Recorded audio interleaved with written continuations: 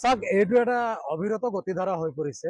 বিগত দিনতো অসমৰ বিভিন্ন প্ৰান্তত প্ৰশ্ন কাকত ফাদিল হৈছে, অৰ্থাৎ ছাত্ৰ ছাত্ৰীসকলৰ জীৱনক লৈ হেতালি খেলা পৰিলক্ষিত হৈছে। আৰু এইবেলি হোজাই জিলাৰ এখন ব্যক্তিগত বিদ্যালয়ত এনেধৰণে প্ৰশ্ন কাকত ফাদিল হৈছে। এক দুৰ্ভাগ্যজনক বিষয়, শৈক্ষিক পৰিৱেশ বিনষ্ট কৰাৰ এক ষড়যন্ত্ৰ যেন অনুভৱ হৈছে। গতিকে এই ক্ষেত্ৰত বিভাগীয় কৰ্তৃপক্ষক গুৰুত্ব আৰোপ কৰি জিলাখনৰ বিভিন্ন প্ৰান্তৰ শৈক্ষিক পৰিৱেশ বিনষ্ট কৰা যি চক্ৰই নহওক কিয় সেইসকলৰ বিৰুদ্ধে উচিত তদন্ত কৰিব লাগে আৰু কঠোৰৰ পৰা কঠোৰতম শাস্তিৰ ব্যৱস্থা কৰিব লাগে। আৰু বিভাগীয় নিয়মানুযায়ী একাংশ ব্যক্তিগত বিদ্যালয়সমূহ চলি আছে নে নাই সেইসমূহো তদন্ত হ'ব লাগে।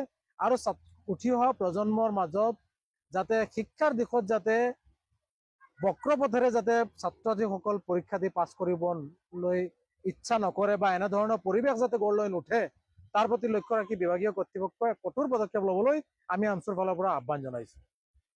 গণিত বিষয়ৰ পৰীক্ষাটো এক্সাম আছিল আপোনাৰ 21 মাৰ্চত আৰু 20 তাৰিখ আমাৰ নটিফিকেশ্যন আহিছিল যে 21 মাৰ্চৰ এক্সামটো আপোনাৰ পষ্টপন কৰা হৈছে, কুৱেশ্যন পেপাৰখিনি ৰিটাৰ্ণ কৰিব লাগে। আৰু আপোনালোকে জানে যে আমাৰ দুটা কেম্পাছ আছে, চাছ ইণ্টাৰনেশ্যনেল মডেল স্কুল বৰহাউৰ আৰু চাছ মিছন 15 নিৰ্বাগানত। আৰু এইবাৰ ফাৰ্ষ্ট টাইম আমি চেণ্টাৰ পাইছিলোঁ ফাৰ্ষ্ট ইয়াৰৰ। সেই হিচাপে আমি কি কৰিলোঁ, আমাৰ কনভিনিয়েণ্টৰ কাৰণে এই ফাৰ্ষ্টত পেকেট যিটো থাকে কুৱেশ্যন পেপাৰৰ বান্ডিলত ওপৰত এটা ফিটা থাকে যিটো আউটাৰ চিল, সেইটো আমি কাটিছোঁ। কিন্তু তলত 3টা পেকেট কুৱেশ্যন পেপাৰৰ আছিল। কুৱেশ্যন পেপাৰখিনি 3টা পেকেটত কি কৰিছে, আমাৰ যিহেতু তাতে হয় আমি তাতে শ্বিফ্ট কৰিলোঁ কুৱেশ্যন 2টা বান্ডিল আৰু এটা বান্ডিল ইয়াতে কুৱেশ্যন, বাকী এইখিনি চিল কণ্ডিশ্যনতে আছিল। যেতিয়া ৰিটাৰ্ণ কৰা হ'ল নগাঁৱত মাতিলে তেতিয়া আমি ৰিটাৰ্ণ কৰিলোঁ, এইটো 3টা কুৱেশ্যন পেপাৰৰ চিল পেকেটখিনি জমা দিলোঁ। জমা দিয়াৰ পিছত তাৰ অফিচাৰ এজনে ক'লে এইটো হেৰি কৰিলে আপোনালোকে আউটাৰ চিলটো কিয় কাটিলে, এটা আণ্ডাৰটেকিং লিখিব লাগে।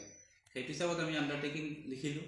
আৰু সেই সময়তে ছাৰজনে ক'লে এইটো হেৰি কৰিব নালাগে, কিয়নো ভিতৰৰখিনি এনেকুৱা খুলিব পাৰোঁ। তেতিয়া অফিচাৰ এজনেও চাই এইটো টেপবিলাক কেনেকুৱা খুলে, এনেকুৱা খুলিলে তেওঁ তাতে খুলি তাৰপিছত সেইখিনি তাতে ৰাখিলে আৰু আমি আহিলোঁ। তাৰপিছত আজি হেৰিটো পালোঁ।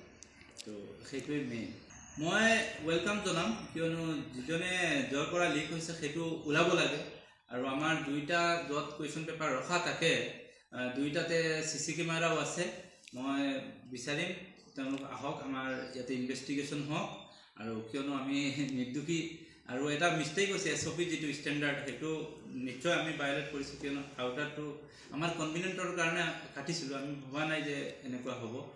আৰু মইতো তেওঁলোকক হেৰি কৰিম, আহক ইনভেষ্টিগেশ্যন হ'ব লাগে, কোনো অসুবিধা নাই। ইনভেষ্টিগেশ্যন হ'লে আপোনালোকৰ ফালৰ পৰা পূৰ্ণ সহযোগিতা থাকিব? 100% থাকিব, কিয় নাথাকিব। আমি এডুকেশ্যনৰ লগত থকা মানুহ, এইটোতো সহযোগিতা থাকিবই।